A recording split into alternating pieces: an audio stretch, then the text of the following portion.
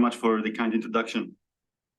Belinda told me that I need to talk about our capabilities, our tools, our people, and I will do exactly that. In the beginning, I well behaved, I listen to people, and I am coachable. But later on, I will go into our flagships, but in particular the MEMS fabrication flagship, and I will share with you the know-how. I hope what you get out of this talk is the nitty-gritties, the know-how that is you never find in a publication. And I hope that this doesn't happen too much. No, this is good. That was the slide I was worried about. The people. Microelectronics Research Group at UWA administers the Western Australian node of the ANFF. Here I list the people, the members of MRG, and you can see that the ANFF staff is a sizable portion of the research group. In the pinky ANFF colors, I have indicated people that have contributed to a presentation or talk or a poster at this conference, and you can see that every of ANFF staff have contributed. This is a very important bit of our initiative. The tools aren't that different from anywhere else, I would say. It's how you use it, right? And the semiconductor processing equipment is standard. Now, most of the nodes have a PCBD and so on and so forth. It's how you use it, how you manage the access to the tools, cross-contamination issue. With MEMS, being lucky, right? Cross-contamination in MEMS isn't such a great issue. You can process in a PCBD chamber two different materials, one after the other. Yes, there will be some cross-contamination, but it's not a huge deal. For IR technologies, our other capability, that is actually a huge problem. So we struggle with both ends. Now, going back to the tools, what I want to say is, at the beginning of next year, we are going to be installing this FC3000 flip chip bonder, and we'll be able to make indium pump electronic connections between two chips. So this is two flip chip bond infrared arrays, or arrays of MEMS, for example, or any other devices. So if you need to make 1,000 by 1,000 connections to something, that is the only tool that we're able to do that in Australia. So our first flagship is the infrared technologies. We have the capability, another unique capability. This is the molecular beam epitaxy of a semiconductor called mercury cadmium telluride. If you want to fabricate an infrared detector and do not compromise on the performance, we're talking about the ultimate performance. We're talking about the technology that goes on the James Webb telescope. If there is no sacrifices, right, mercury cadmium telluride is the semiconductor to use.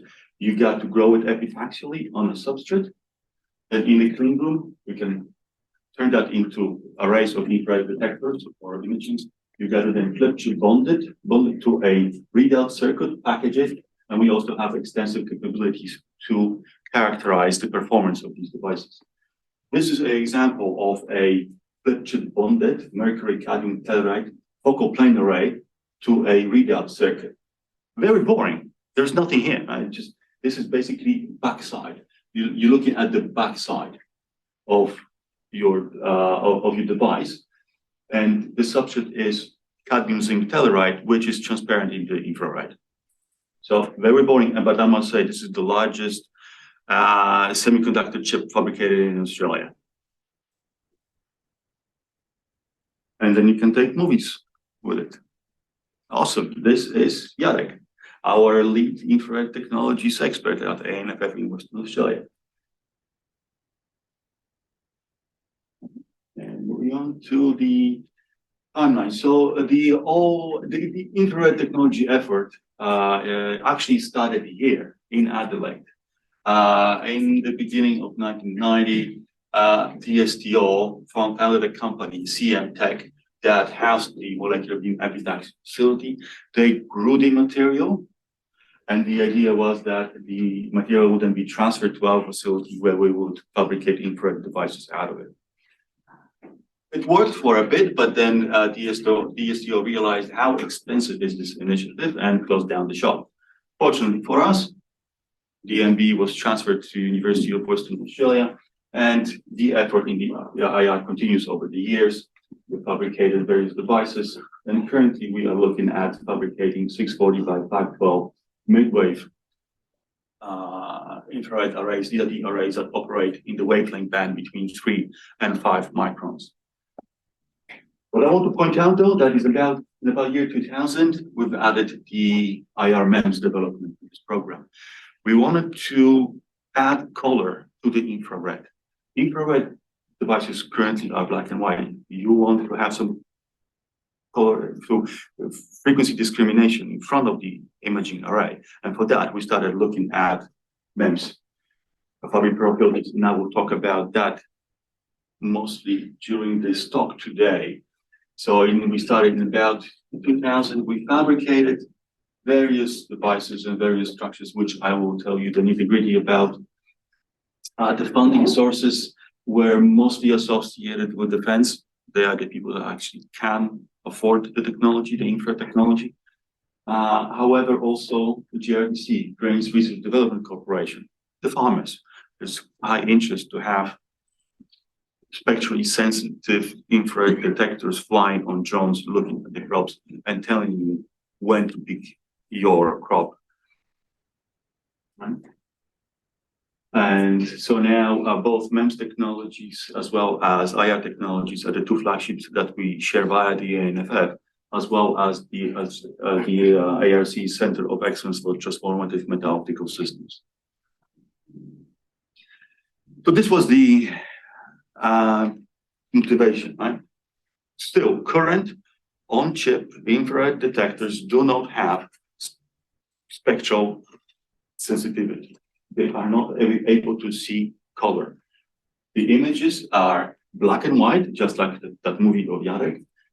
We are used to seeing nice and colorful images in the infrared. However, this is simply a false intensity map. So it will be it's very desirable to have an on-chip device that is also able to discriminate for the wavelengths that are being detected. And the reason for it is that you will be able then to get not only, so you won't be able to identify objects by its shape and so on, but also you will receive their spectral signature. You will know what is it made out of, what materials are being used to make the thing. So you can, I make this joke quite often, but it's actually true. If there is a missile coming at you very, very fast with infrared detectors, where you can tell that it's coming at you or not. If you had one of these, you'll not only be able to tell that it's coming at you or not, but you'll be able to tell what fuel is it burning. Has it been sourced in Siberia, Kamchatka, Middle East, or Houston? So that's powerful, really powerful information to know. Now, so setting the scene, we would like to do remote spectral sensing, mostly in the very important infrared. From technological point of view, these are the most important bands in the infrared. In the near infrared, between 0.7 and 1.7 microns wavelength, that is where spectroscopy is being done. A lot of materials can be identified by doing spectroscopy in that wavelength band, and there are conferences just on that topic. Also, the shortwave, slightly longer wavelengths between 1.5 and 2.5 micrometers. Plenty of spectroscopy done in that band, as well as this is the optical telecommunications band. Two very important technological bands then is the mid-wave IR between 3 and 5 microns, as well as the band between 8 and 12 microns, which is called the long-wave IR. Both of them are transparent to atmosphere. So you can do remote imaging of the scenes in those bands. Interestingly, in the long-wave IR, you can do passive thermal imaging. What it means is every object that is around 300 degrees Kelvin, so us, emit radiation. Emit radiation in that wavelength band. What does it mean is that in order to take a picture of us, there is no need for a laser. There is no need for sun. There is no need for moon. There's something that you're looking at. It doesn't know that you are looking at it. There are very many instances where you would like that, and defense is obviously the one. Now, we also started looking at extending into much longer wavelengths into the terahertz regime. It turns out that if you want to send some simple molecules, the spectral absorption bands are in the infrared. But if you want to look at complicated molecules, molecules associated with drugs, explosives, or cancer, those absorption bands are in the terahertz. And you've got to do, so if you wanted to tell the difference between methamphetamine and common flour, well, then you've got to go into the terahertz.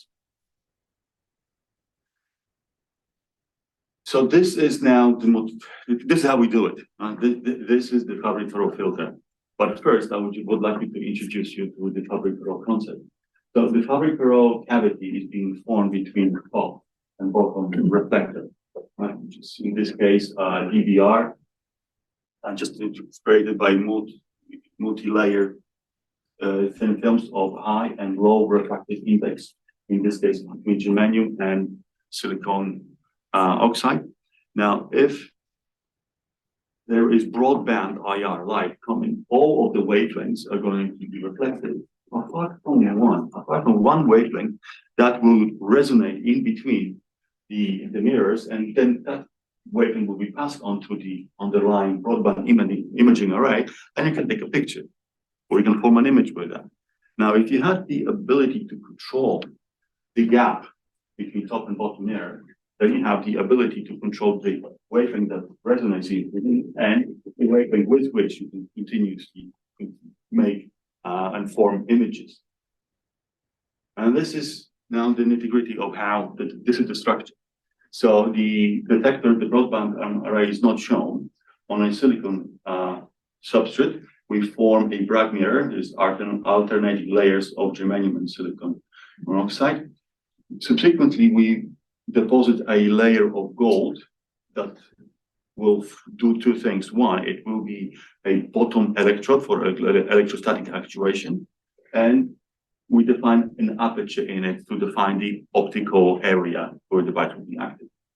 Subsequently, a actuating structure consisting of 4 doubly supported beams supports via a silicon nitride membrane and tethers the upper DBR, which is again a DBR formed between 2 alternating layers of high index and low index material.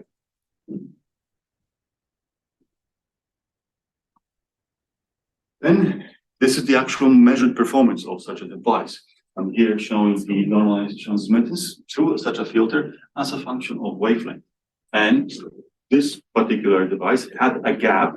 It's the gap that matters. If to go into the shortwave IR, you need to be around 2 microns or about less. If you want to go into long-wave IR, the gap's got to be 6 microns.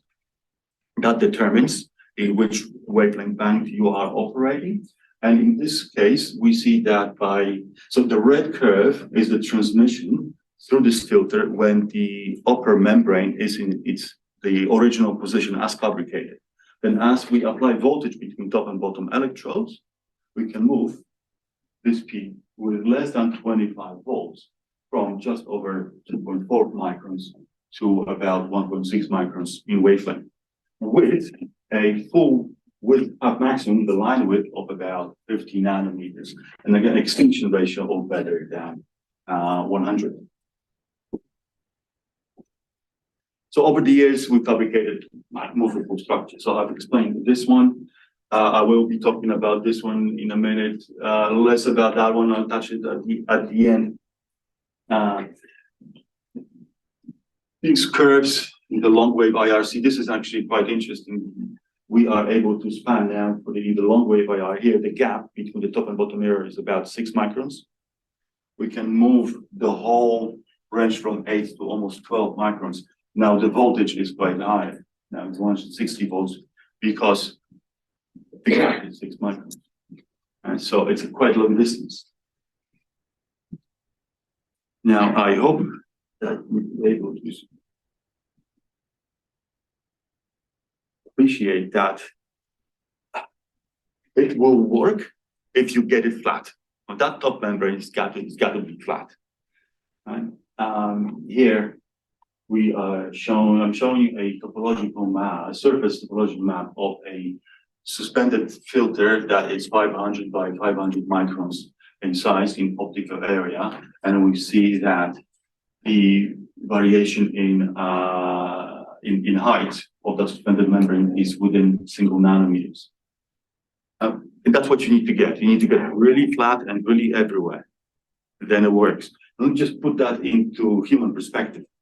This is a 500 by 500 micrometer membrane suspended 2 microns above the substrate, exactly everywhere to within nanometers. What does that mean in human terms? Is if you were able to suspend a trampoline above the ground, exactly 1 meter above the ground, to within a centimeter everywhere across a football oval, and I mean here the big cricket pitch, not the soccer pitch, a much bigger one. So that is not straightforward. However, if you do get it wrong, right, well then the peak center wavelength of that transmitted peak over the full area remains constant within single nanometers. The peak transmission map, which is the height of the peak, now remains above 50%, and that's what you need to do in order to get good performance of the device. And the line width, the width of the peak also remains within single nanometers. It takes a lot of hours in the lab to get there, but when you get there, it works. So I've explained you this geometry before, and the strength of this geometry is that the optical part, which is the mirror, the optical one is decoupled from the mechanics. So I can use different materials. I could use different materials for the mechanical actuation from the optical mirrors. And so you decouple, you have greatest freedom. Now, with this, you can use also strain stiffening to extend the actuation of this gap beyond the normal 1/3 before the step down occurs. Now, however, the detrimental thing about that is, look at it. I mean, any stress misbalance, and this thing is going to turn into a potato cake, right? A potato chip. I have seen this turn into pigtails. It's not that difficult to screw it up. Right? So, in order to go to a structure that's less stress sensitive, we move to the turning structure on the right-hand side. Here we see that the top membrane, and it is just a single germanium membrane that is suspended over the whole area, that is supported just by a periphery of a polyimide structure. If you actually here now want it to be slightly tensile stressed, so it can remain flat as your fabrication tolerances go out of where you want it to be. And you use notches on the corners, again, to alleviate the strain. Let the membrane just a bit. Yeah, you get into the happy place. And you see the T-bar actuation gold electrode, the top electrode. The bottom electrode is just underneath. You can see, so the germanium structural membrane on this image is rendered semi-transparent. So you can see the bottom electrode, then you get the alternating layers of germanium and zinc sulfide in this case, as the TBR on the bottom. Everything is on a silicon substrate. Now it's got to be float zone. It's got to be transparent in the long wave. There's a silicon substrate have a oxygen impurity that absorbs in the long wave, so you can't use that. And at the bottom, you've got an anti-refraction coating of zinc sulfide.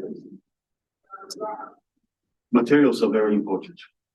You want the materials to have the highest contrast between low and high refractive index to form the DVR. You want them to be transparent, no absorption. When it's transparent in the wavelength that you are interested in. And over the years, we have looked at various materials, and currently most attractive is barium fluoride, which is kind of weird. No one actually, semiconductor industry doesn't use it, but it works. So looking at the differences and nuances in the fabrication between the anchored or the bench process via the planar or the blanket process. But we see that both of them start the same way. On a silicon substrate, you deposit the bottom DDR.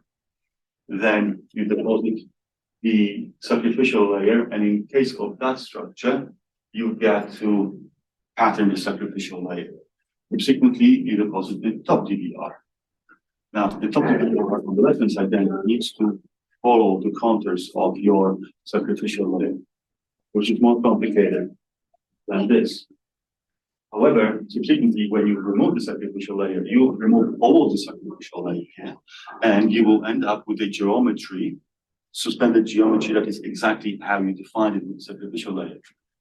On this side, right, you remove the sacrificial layer, but not everywhere.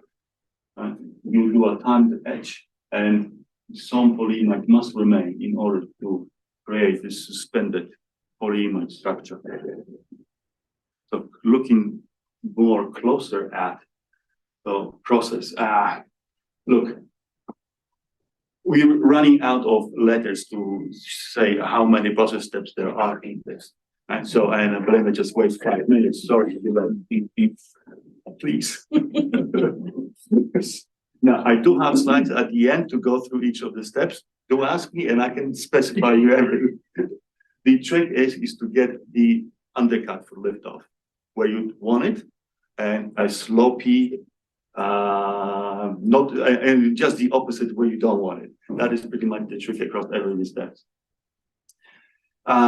So this is the top view SEM image of the structure. We can see the notches as well as the holes through which plasma went in and dissolved the underlying polyimide.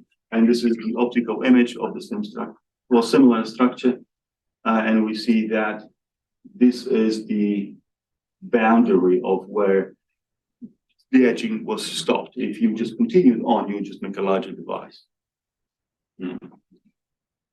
And we can fabricate these devices anywhere from 100 by 100 microns, a millimeter by a millimeter.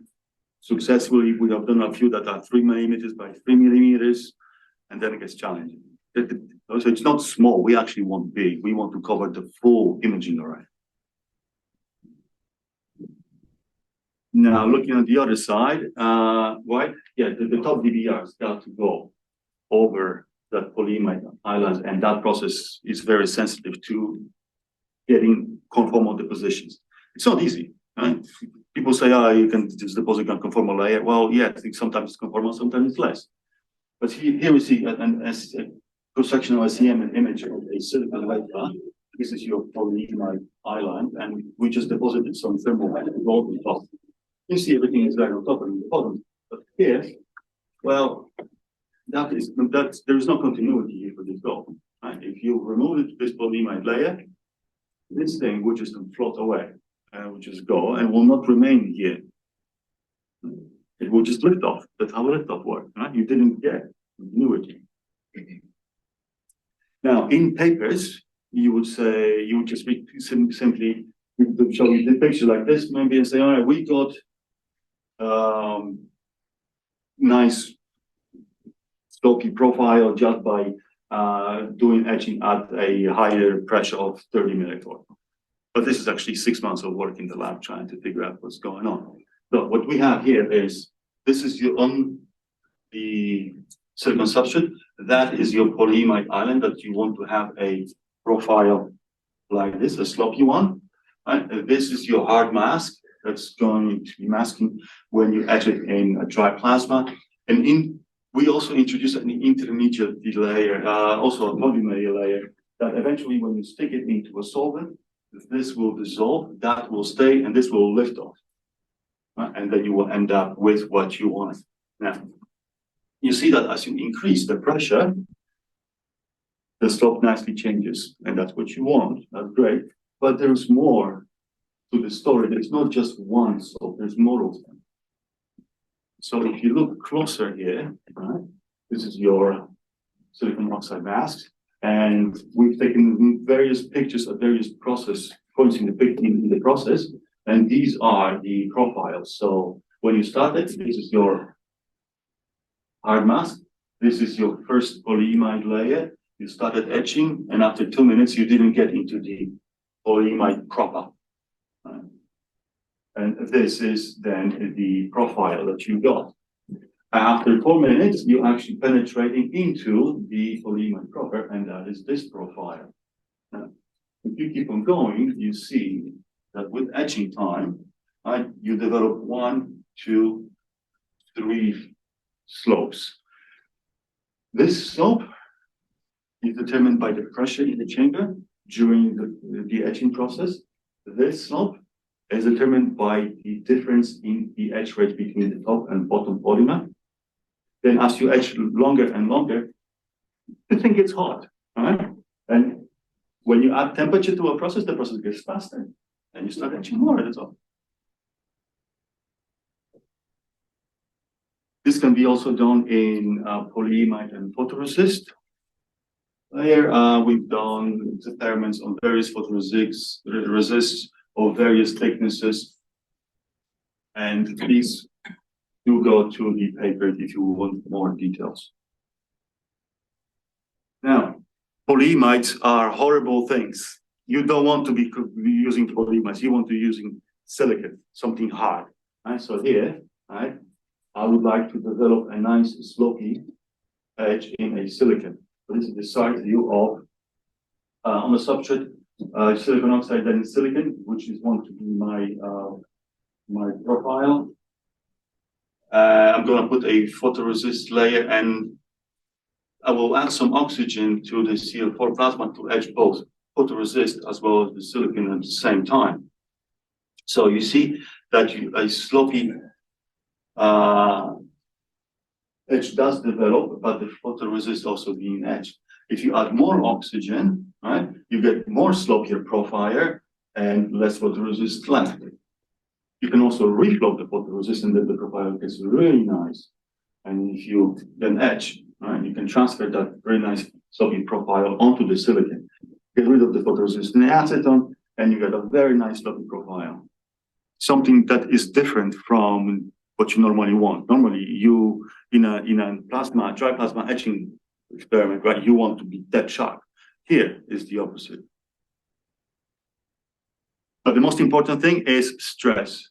And if you get the stress right, and I'm gonna just stop here because very quickly, compressive films will bend substrates sad phase, tensile films will bend films happy phase. This is so important that you, during processing, doing the position of any thin film, or put a witness sample in your chamber just to be able to measure the stress of whatever you were depositing. If you introduce a special layer in between, it will buckle up if it's compressive, or it will break if it's tensile. So you can use diagnostic microstructures, doubly supported beam, which will buckle, and you can measure that buckling, how much it buckled. You can determine the stress of that thin film layer.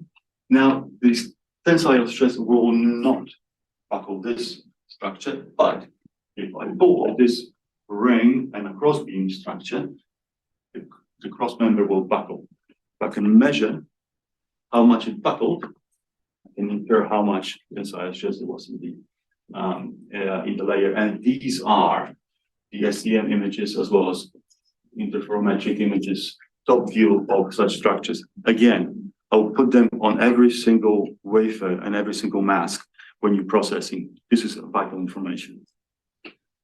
You want to characterize your space very well as a function of your parameter space. You want to know what the stress is. Stress compensation, if you can't get it right by deposition, so in the first one, we see that this structure, right, the membrane was bowing 1.4 micrometers bowing. Right? So what we did is we calculated what is the layer that should be deposited in between the meta atoms and the suspended technology in order to get it flat down to 100 nanometers. And I believe that's my last slide. Thank you very much.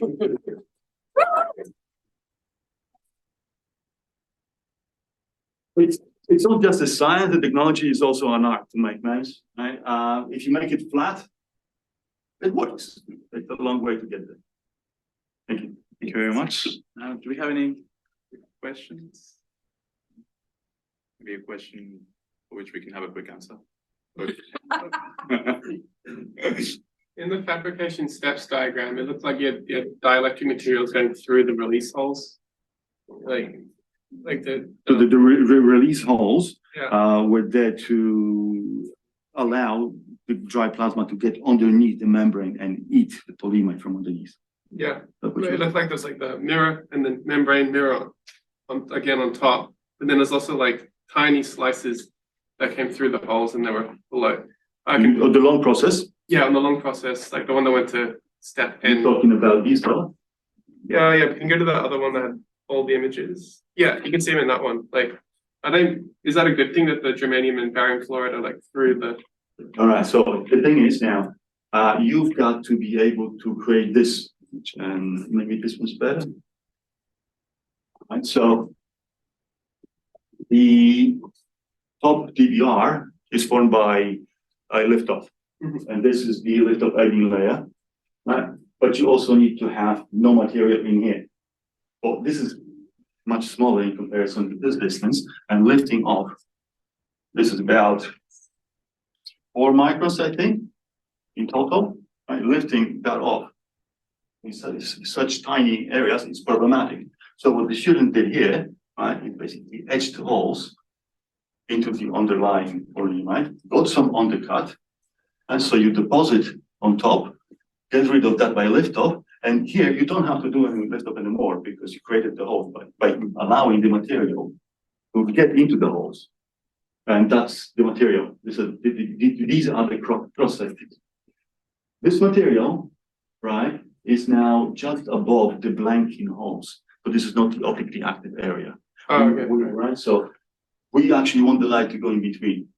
All the so we do not want to detect light that goes through the holes. That's why we put a gold blanking. Yeah, that's cool. And then what there is on top. Question? I think you had a question? No. I mean, I'm just looking at what color they are, but that seems a bit. What color they are? Yeah, that would be the short question, but not a very useful one. They are depending on. I have one in the right there. I'll show you. Depending on the thicknesses, right? So light comes in, it will resonate within the thickness, and then will reflect, and the thickness will determine the color. All right. Thanks very much, Mariusz.